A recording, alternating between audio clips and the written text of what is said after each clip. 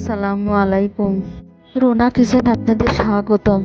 এর সাথে শেয়ার করব সুজির রসবড়া পিঠা রেসিপি। ভ্যাকসিন বল নিয়ে নিব, তার মধ্যে একটা ডিম ভেঙে নিব, ডিমটা ভালোভাবে ফেটে নিব, তার মধ্যে দিয়ে দেবো কুসুম গরম পানি একসাথে ভালোভাবে হ্যান্ড উইক্স দিয়ে মিক্স করে নেব। এইভাবে অনবরত নাড়তে হবে যাতে এসবে ভালোভাবে মিশে যায়। দিয়ে দেবো 1 চামচ বেকিং পাউডার। 1 কাপের 2 কাপ সুজি নেব। তো অল্প অল্প করে দিয়ে হ্যান্ড উইক্স দিয়ে নাড়তে হবে যাতে সুজিটা পানির মধ্যে দলা পেকে না যায়। দলা পেকে গেলে পিঠা ভালো হবে না এবং ভালোভাবে ফুলবে না। এজন্য সচেতনভাবে এটা আমাদের নাড়তে হবে।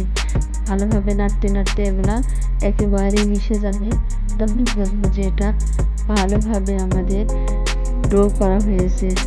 এটা মাখানো হয়ে গেলে 30 মিনিটের জন্য ওটা রেস্টে রেখে দেব।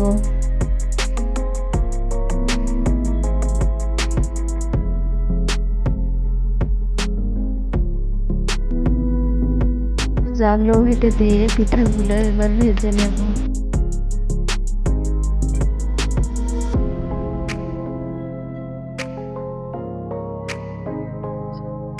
দিয়ে দিয়েছি চিনির শিরা, তার মধ্যে কয়েকটি তেজপাতা এবং গরম মশলা দিয়ে তার মধ্যে জাল দেওয়া দুধ ঢেলে দেব। দিয়ে ভালোভাবে ফুটিয়ে নিয়ে নামিয়ে ঠান্ডা করে পিঠাগুলো দিয়ে দেব।